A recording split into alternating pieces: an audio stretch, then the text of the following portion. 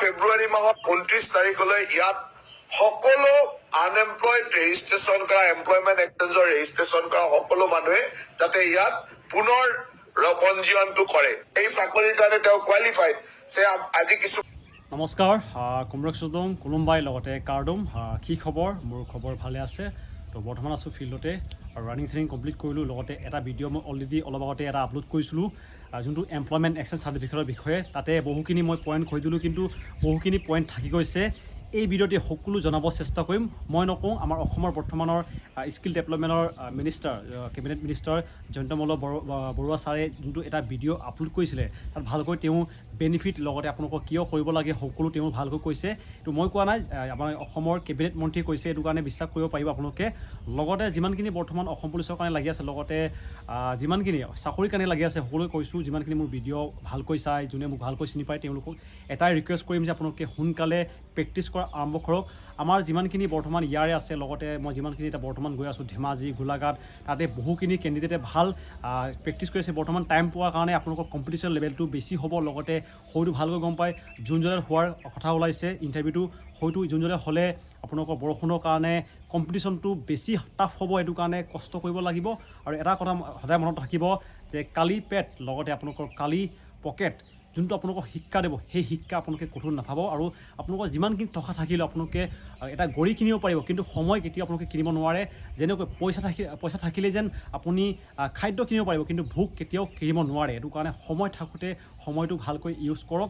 আৰু লগতে মোক কেইটামানে প্ৰশ্ন কৰি আছিলে যেন দাদা আপোনাৰ SSC GD এক্সাম কেতিয়া আছে বুলি। তো মোৰ এক্সাম আছে 5 তাৰিখে, মানে 5 মাৰ্চ। এতিয়াও মোৰ টাইম আছে। লগতে মোৰ ভাইটি এজনৰ পৰীক্ষা আছে কিবা 28 তাৰিখে। যদি পাৰোঁ মই যাম। আৰু বহুতে কৈছে দাদা লগ কৰিব ইচ্ছা আছে বুলি, লগ কৰিব পাৰিব। মাত এটা দিলেই হ'ল। মই কোনো ইমান কিবা ডাঙৰ নহয় যেন আপোনালোকক এনেকৈ কিবা কৰিবৰ কাৰণে। এটা মাত এটা দিলেই মই ভালকৈ কথা পাতিম। তো আজি ভিডিঅ'টো আৰম্ভ কৰোঁ। আহিবলগীয়া যোনটো এমপ্লয়মেণ্ট এক্সচেঞ্জ চাৰ্টিফিকেটৰ কাৰণে কেলৈ ৰিনিউ কৰিব লাগে, কি ভেকেঞ্চি, ইয়াৰ বেনিফিট হ'ব, সকলো এই ভিডিঅ'তে জানিব পাৰিব। এমপ্লয়মেণ্ট স্কিল ডেভেলপমেণ্ট এণ্টাৰপ্ৰিনাৰশ্বিপ ডিপাৰ্টমেণ্টৰ ফালৰ পৰা আমি আনএমপ্লয়ড বা আমাৰ যুৱকসকলৰ ৰেজিষ্ট্ৰেশ্যনৰ এটা নিয়ম আছে, যে যাক আমি এমপ্লয়মেণ্ট এক্সচেঞ্জৰ ৰেজিষ্ট্ৰেশ্যন বুলি সাধাৰণ অৰ্থত কওঁ। আমি এই এমপ্লয়মেণ্ট এক্সচেঞ্জৰ ৰেজিষ্ট্ৰেশ্যনৰ জৰিয়তে আমাৰ ৰাজ্যখনত বিভিন্ন শিক্ষাগত অৰ্হতা সম্পন্ন কিমান যুৱক যুৱতী আছে, কিমান আনএমপ্লয়ড আছে, এই গোটেই তথ্যখিনি আমি এই এমপ্লয়মেণ্ট এক্সচেঞ্জৰ ৰেজিষ্ট্ৰেশ্যনৰ তথ্যৰ পৰা আমি গম পাওঁ। বিগত সময়ত এই ৰেজিষ্ট্ৰেশ্যন আমাৰ চলি আছিল আৰু আমি এই ৰেজিষ্ট্ৰেশ্যনক অনলাইন পৰ্টেললৈকে সেৱা সেতু পৰ্টেলৰ জৰিয়তে অনলাইন কৰিছিলোঁ। আৰু যোৱা কিছুদিন ধৰি আমাৰ চলি আছিল, যিটো আগতে এমপ্লয়মেণ্ট এক্সচেঞ্জবিলাকৰ অফিচত গৈ মানুহে ৰেজিষ্ট্ৰেশ্যন কৰিছিল। আমি পিছলৈকে ইয়াক অনলাইন পৰ্টেললৈ আনিলোঁ আৰু অনলাইন পৰ্টেলতে আজিকালি সকলোৱে ৰেজিষ্ট্ৰেশ্যন কৰিব পাৰে। কিছুমান স্পেচিফিক কাৰণত য'ত আমাৰ অফলাইনৰ প্ৰয়োজন হয়, যেনেকে NRC ৰিলেটেড কথা হ'ব পাৰে বা অন্যান্য দিব্যাংগজন হ'ব পাৰে, এনেকুৱা কিছুমান স্পেচিফিক কাৰণত আমি অফলাইন ৰেজিষ্ট্ৰেশ্যনো এমপ্লয়মেণ্ট এক্সচেঞ্জত গৈ কৰে। এতিয়া আমাৰ এই অনলাইন পৰ্টেলৰ জৰিয়তে যিটো ৰেজিষ্ট্ৰেশ্যন কৰি আছিলোঁ, এই ৰেজিষ্ট্ৰেশ্যনত আমি আজিৰে পৰা আমি আকৌ ৰেজিষ্ট্ৰেশ্যনৰ ব্যৱস্থা এটা এইকাৰণে কৰিছোঁ যে আমাৰ অনলাইন পৰ্টেলত ৰেজিষ্ট্ৰেশ্যন হৈ থকা গোটেই ব্যৱস্থাটোত কিছুমান ফিল্ড বা স্পেচিফিক কিছুমান ফিল্ডৰ আমাৰ তাত নাছিলে। যেনেকৈ আমাৰ তাত ইঞ্জিনিয়াৰিং গ্ৰেজুৱেট কিমান আছে, কিন্তু কিমানজন কেমিকেল ইঞ্জিনিয়াৰ, কিমানজন মেকানিকেল ইঞ্জিনিয়াৰ, একেবাৰে স্পেচিফিক। আৰু আজিকালি বহুত নতুন ফিল্ড ওলাই গ'ল, যি ফিল্ডবিলাকৰ ডাটাটো আমাৰ অত্যন্ত প্ৰয়োজন।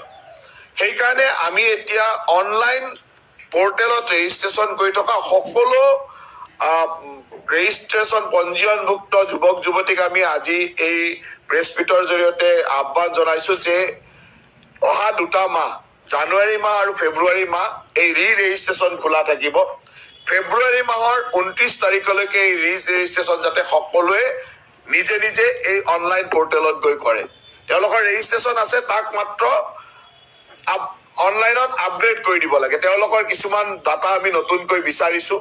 আৰু তাৰ জৰিয়তে আৰু এটা কথা আপোনালোকক জনাই থওঁ যে আমি ইতিমধ্যে Naukri.com-ৰ দৰে এটা এজেঞ্চিৰ লগত বা কোম্পানীৰ লগত আমি এখন MOU কৰিছিলোঁ যে তেখেতসকলে আমাৰ যিসকল যোগ্য ব্যক্তি তেওঁলোকৰ যোগ্যতা অনুসৰি ভাৰতবৰ্ষত ক'ত কি চাকৰি ওলাই আছে তেওঁলোকক মেছেজ যোগে মেইল যোগে টেলিফোন যোগে যাতে জনাই থাকিব পাৰে তাৰ কাৰণে আমি এটা তেখেতসকলৰ লগত MOU কৰিছিলোঁ কিন্তু আমাৰ এই অনলাইন পৰ্টেলত একেবাৰে স্পেচিফিক এই ধৰণৰ তথ্যবিলাক নথকাৰ কাৰণে প্ৰপাৰ মানুহখিনিক আমি সেই ইনফৰমেশ্যনটো দিব পৰা নাই হয়তো কৰবাত বোলে বেংগলোৰতে কৰবাত কেইজনমান মেকানিকেল ইঞ্জিনিয়াৰ প্ৰয়োজন হৈছে কিন্তু আমি নাজানো যে আমাৰ একজেক্ট কোৱালিফিকেশ্যনৰ তেনেকুৱা কোৱালিটিৰ মানুহ কিমান আছে যাক আমি খবৰটো দিব লাগে তেওঁলোকে এপ্লাই কৰিবৰ কাৰণে হয়তো গোটেই বিটেক খিনিকে আমি দিব লগা হৈছে এনেকুৱা কিছুমান অসুবিধাৰ কাৰণে এই অনলাইন ৰেজিষ্ট্ৰেশ্যনৰ স্পেচিফিক ফিল্ডবিলাকৰ অত্যন্ত প্ৰয়োজন হৈছে আৰু ডাটা শ্বেয়াৰিং পলিচি মতেও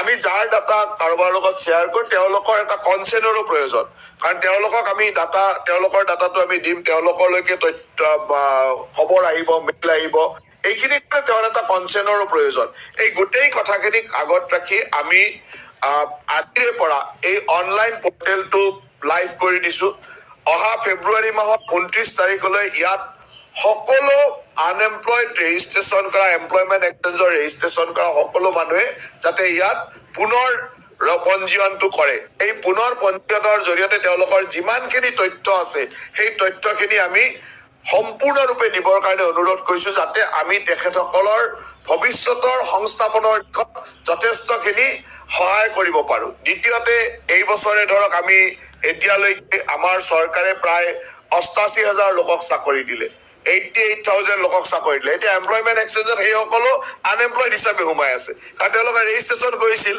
আনএমপ্লয়েড বুলি তাৰপিছত চাকৰি পালে গতিকে নামটো তেনেকে আছে তেখেতসকলে এতিয়া এমপ্লয়েড বুলি তেওঁলোকে ৰেজিষ্ট্ৰেশ্যনৰ মত কৈ দিব যে তেওঁ এমপ্লয়েড হ'ল ইয়াত এমপ্লয়েড লোকেও ৰেজিষ্ট্ৰেশ্যনত থাকিব পাৰে যে যোনে এমপ্লয় হৈ গ'ল তেওঁলোকে এমপ্লয়েড বুলি ৰেজিষ্ট্ৰেশ্যন কৰি থৈ দিব তেওঁৰ বেটাৰ এমপ্লয়মেণ্টৰ কাৰণে সেই স্কোপটো থাকিব কৈছো সকলো তথ্য যাতে আমি ৰেজিষ্ট্ৰেশ্যন কৰা প্ৰতিজন মানুহৰ তথ্য আমি সম্পূৰ্ণৰূপে পাওঁ একেবাৰে তেওঁৰ পুংখানুপুংখ তথ্য পাওঁ তেওঁ কি তেওঁৰ কোৱালিফিকেশ্যনৰ তথ্য তেওঁৰ এজ তেওঁৰ হবি বা তেওঁৰ ইণ্টাৰেষ্ট কি চাকৰিৰ কাৰণে তেওঁ কোৱালিফাইড আজি কিছুমান চাকৰি আমাৰ ওচৰত খবৰ আহে বা বিভিন্ন ব্যৱস্থাৰ মাজেৰে খবৰ আহে এই খবৰবিলাক যাতে সেইসকলক আমি সুন্দৰভাৱে দিব পাৰো আজিকালি মেছেজৰ জৰিয়তে দিব পাৰি মেইলৰ জৰিয়তে দিব পাৰি এই ধৰণৰ তথ্যবিলাক ল'বৰ কাৰণে প্ৰি ৰেজিষ্ট্ৰেশ্যন ব্যৱস্থাটো আমি খোলা ৰাখিছো ইয়াত আমাৰ সেৱা সেতু পৰ্টেললৈকে গৈ সেৱা সেতু assam.gov.in লৈকে গৈ